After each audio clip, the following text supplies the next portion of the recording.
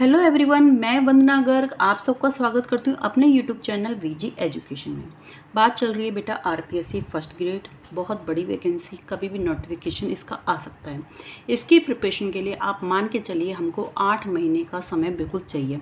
आज की डेट में आज से भी अगर आप स्टार्ट करते हो तो मान के चलिए 6 से 8 महीने आप टाइम लेके चलिए, जब तक ये प्रिपरेशन पूरी होगी, अदरवाइज़ ये नहीं हो पाती है। ठीक है, तो अभी हम पढ़ रहे हैं मनोविज्ञान साइकोलॉजी, जो कि पेपर 1 के सभी सब्जेक्ट के में आएगा। ये मनोविज्ञान कम से कम 10 से 15 क्वेश्चंस इसके देखने को मिलेंगे। पहले ये सब्जेक्ट के पेपर में आता था, अब ये आपके जर्नल पेपर में आएगा।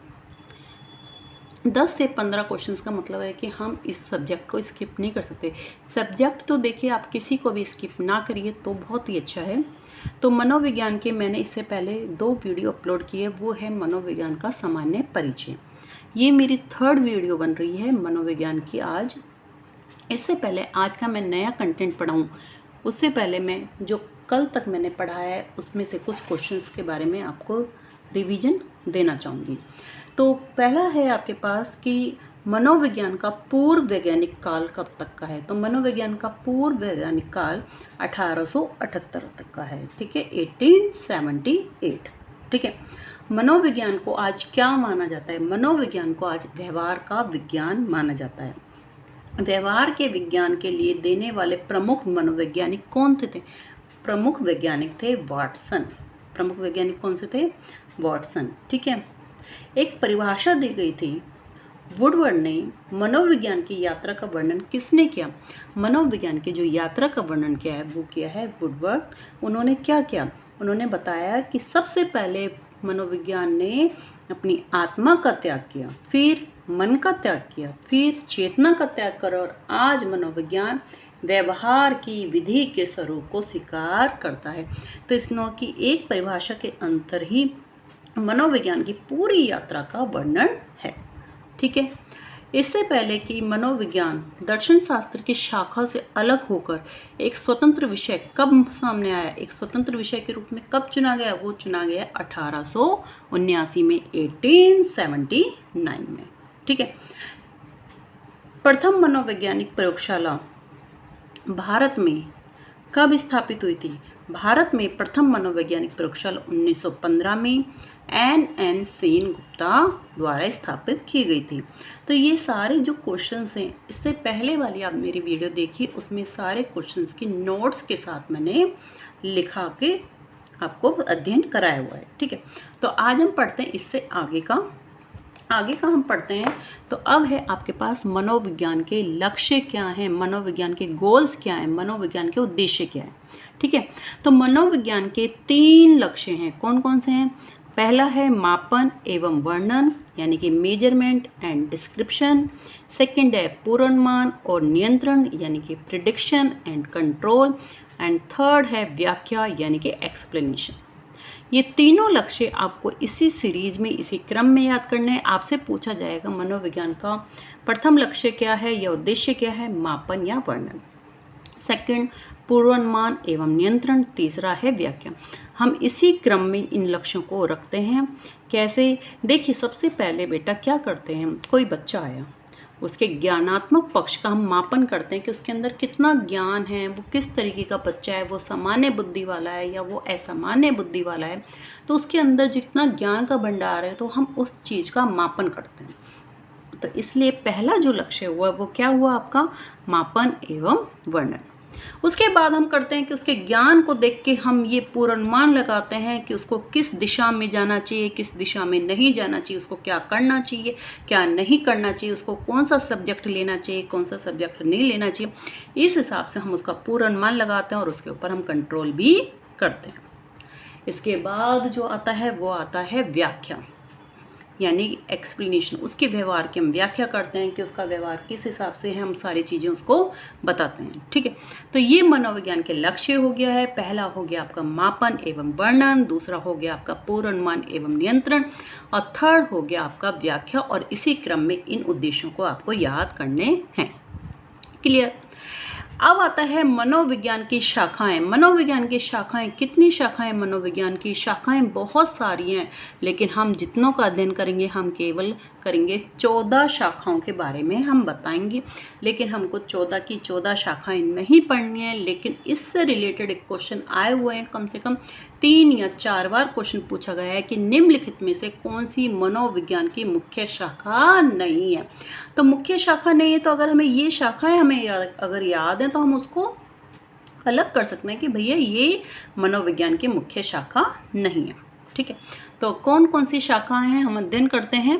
बिल्कुल आपको इसको एक बार जरूर याद करना पड़ेगा। पहला है सामान्य मनोविज्ञान। सामान्य मनोविज्ञान किसके लिए? सामान्य बच्चों का अध्ययन किया जाता है इसके अंतर्गत। दूसरा है असामान्य मनोविज्ञान।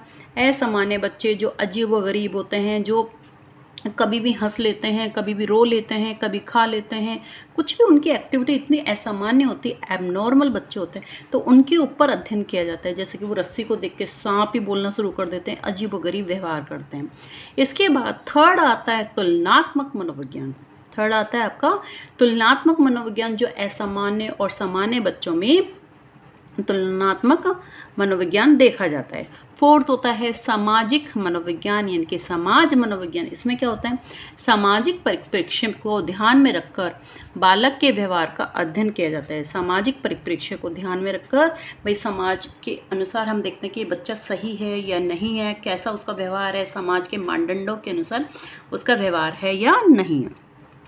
इसके बाद आता है आपके पास कौन कौन से हो गए? 4 हो गए। सामान्य मनोविज्ञान, असामान्य मनोविज्ञान, तुलनात्मक मनोविज्ञान और सामाजिक मनोविज्ञान। फिर आता है आपका प्रयोगात्मक मनोविज्ञान। इसमें हम ये करते हैं कि प्रयोग करके देखते हैं, नियंत्रित परिस्थितियों में हम उसका अध्ययन करते हैं। नियंत्रित परिस्थितियों में किया गया अध्ययन को ही प्रयोगात्मक अध्ययन कहते हैं। ठीक है, तो उसी को ही हम प्रयोगात्मक मनोविज्ञान कहते हैं। इसके बाद आता है औद्योगिक मनोविज्ञान। तो किस किस बच्चे को किस किस उद्योग का चुनाव करना चाहिए, तो बस यही ये मनोविज्ञान है। बाल मनोविज्ञान बहुत ही मोस्ट इम्पोर्टेंट, जिसका हम अध्ययन भी करेंगे। बाल मनोविज्ञान में हम क्या करेंगे? बाल विकास। इसमें हम गर्भावस्था से लेकर किशोर अवस्था तक की अवस्थाओं का हम अध्ययन करेंगे, बाल मनोविज्ञान। ठीक है, इसके बाद आता है बाल मनोविज्ञान। इसमें बाल विकास की हम गर्भावस्था से लेकर किशोर अवस्था तक की सारी ही हम अवस्थाओं का अध्ययन करते हैं। किशोर मनोविज्ञान, किशोरों की विशेषताएं जो कि बाल विकास में ही आपकी शामिल है। किशोर अवस्था भी हम किस में पढ़ेंगे? बाल मनोविज्ञान में ही पढ़ेंगे। ठीक है, इसके बाद आता है आपका प्रौढ़ मनोविज्ञान। ये हमें पढ़ने की कभी ज़रूरत नहीं है और ना ही ऐसा कोई क्वेश्चन हमारे पास आया है। इसके बाद आता है विकासात्मक मनोविज्ञान। इसमें हम पढ़ेंगे शुरू से लेकर अंत तक, स्टार्टिंग से लेकर एंडिंग पॉइंट तक। इसका मतलब गर्भावस्था से लेकर वृद्धावस्था तक, जब आप मृत्यु तक जाने को होंगे, वो सारी अवस्थाओं का हम इसमें अध्ययन करेंगे। इसके बाद बहुत ही मोस्ट इम्पोर्टेंट मनोविज्ञान की शाखा है, वो है निदानात्मक या उपचारात्मक मनोविज्ञान। अब ये निदानात्मक या उपचारात्मक मनोविज्ञान है क्या? देखो, इसमें हम समस्यात्मक बच्चे क्या होते हैं? चोरी करने वाले, झूठ बोलने वाले, या फिर मतलब किसी भी हिसाब के जो मतलब हर आए दिन एक प्रॉब्लम क्रिएट कर देते हैं, ऐसे बच्चों पर हम अध्ययन करते हैं। तो ऐसे बच्चों पर अध्ययन करने के लिए हमें क्या करना चाहिए? सबसे पहले ऐसे बच्चों की समस्या का कारण हमें जानना चाहिए और फिर उसका निदान, यानी कि जो हम कारण जानते हैं ना, कारण को जानने को ही हम क्या बोलते हैं? निदान बोलते हैं। और उसका हल करना कि भाई ऐसे बच्चे का क्या सोल्यूशन होता है, तो उसको हम उपचार कहते हैं। समझ में आ गया? समस्यात्मक जो बच्चे हैं, जैसे कि एक मैं उदाहरण देती हूँ। एक बच्चा है, वो रोज़ टिफ़िन की चोरी करता था। तो वो रोज़ टिफ़िन की चोरी क्यों करता था? हो सकता है ऑप्शन आपके सामने दे दीजिए हम कि रोज़ टिफ़िन की चोरी करता था, उसे भूख ज़्यादा लगती थी, या उसकी मम्मी कम खाना देती थी, या फिर वो रोज़ ब्रेड लाता था, या उसको चोरी करने की आदत पड़ गई थी। तो ऑब्वियस बात है कि आप कहोगे कि उसको चोरी करने की आदत पड़ गई थी। नहीं, उसकी मम्मी रोज़ ब्रेड दे दिया करती थी। तो ब्रेड की वजह से क्या होता था? उसे रोज़ टिफ़िन खोलने में शर्म महसूस होती थी कि भैया मैं रोज़ टिफ़िन क्यों खोलूं, मुझे शर्म महसूस होती है, तो वो और बच्चों का क्या करता था, लंच को चुरा के उसको खा लिया करता था, इसलिए उसको वो हैबिट हो गई। तो हमने उस समस्या को देखा, प्रॉब्लम को देखा, उसका कारण जाना कि भैया उसकी मम्मी रोज़ ब्रेड देती है, तो उसका हमने हल क्या निकाला, उसकी मम्मी को बोला कि भाई अच्छा अच्छा खाना बना के दो। तो इस तरीके के वो क्वेश्चंस वो देता है।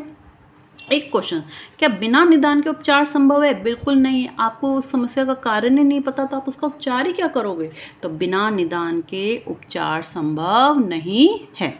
इसके बाद शिक्षा मनोविज्ञान, बालक के व्यवहार का शैक्षिक परिप्रेक्ष्य में अध्ययन, जो आपकी फर्स्ट ग्रेड में भी है, सेकंड ग्रेड में भी है और आपके थर्ड ग्रेड में भी है, शिक्षा मनोविज्ञान, जिसका हम एक डिटेल से हम इसको पढ़ेंगे। इसके बाद आता है आपका पशुओं पर अध्ययन करना, पशु मनोविज्ञान, नॉर्मल सी बात है। इसके बाद आता है एक आपका परा यानी कि अतीन्द्रिय मनोविज्ञान। अब ये है क्या, ये समझिए। परा या अतीन्द्रिय मनोविज्ञान आधुनिक शाखा है, आजकल की आधुनिक शाखा, और ये उलझी हुई गुत्थियों पर चर्चा करते हैं, जिसकी चर्चा आज तक चल ही रही है लेकिन उसका कोई हल नहीं निकला है। तो ये गुत्थियाँ क्या होते हैं, कई बार पुनर्जन्म की बातें याद आना, तो किसी किसी को याद आती हैं लेकिन अभी भी मनोवैज्ञानिक लगे हुए हैं कि ये बातें कैसे याद आती हैं, हर किसी को तो याद ही नहीं आती।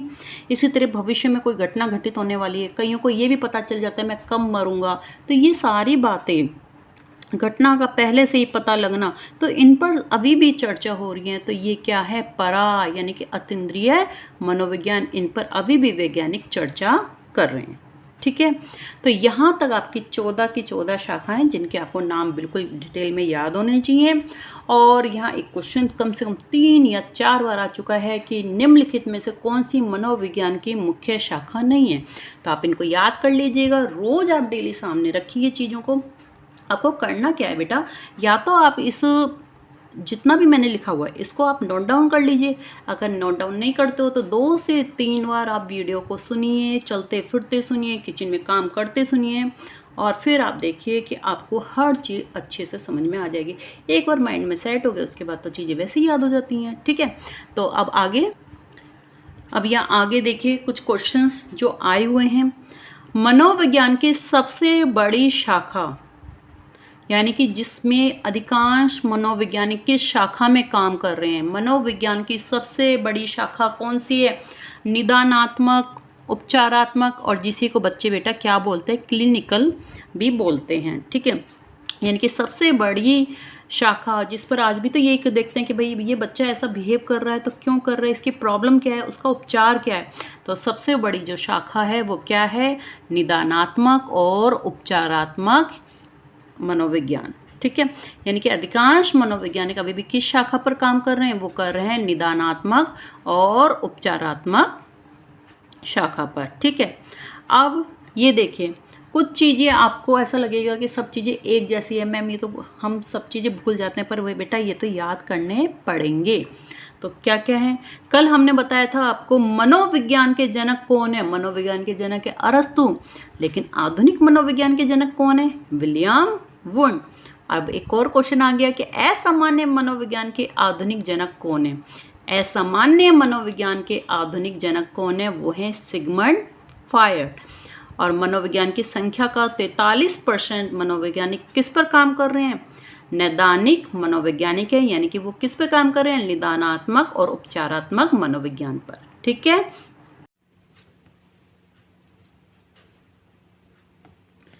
20वीं सदी का चमकता सितारा मनोवैज्ञानिक कौन है, 20वीं सदी का चमकता सितारा मनोवैज्ञानिक कौन है, वाटसन, विलियम वाटसन। ठीक है, अब एक और क्वेश्चन जो आया हुआ है वो देखिए, मनोविज्ञान अध्ययन करता है, मनोविज्ञान अध्ययन करता है किसका, व्यवहार का, संज्ञानात्मक प्रक्रियाओं का, व्यवहार का वैज्ञानिक अध्ययन या पशुओं का।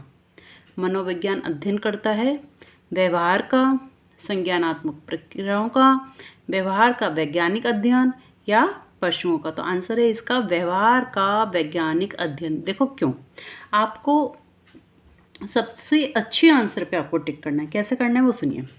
मनोविज्ञान अध्ययन करता है किसका? व्यवहार का। बिल्कुल जी करता है। लेकिन संज्ञानात्मक प्रक्रियाओं का, तो संज्ञानात्मक जो प्रक्रिया होती है वो व्यवहार में ही आ जाती है, तो इसका मतलब व्यवहार हमारा ये ऑप्शन सही हो गया। व्यवहार का वैज्ञानिक अध्ययन, तो इसमें हमारा व्यवहार का वैज्ञानिक अध्ययन, तो थर्ड ऑप्शन हमें बिल्कुल सही लग रहा। और हमें पता है पशुओं का भी अध्ययन करता है, लेकिन हमारा जो थर्ड ऑप्शन है वो कहाँ लिखा हुआ है भैया? मानव का ही है। तो यानी कि वो मानव और पशुओं सबके व्यवहार का वैज्ञानिक अध्ययन करता है। तो ऑप्शन थर्ड सबसे अच्छा है, सटीक जवाब है, तो हमें इस पर ही टिक करना चाहिए।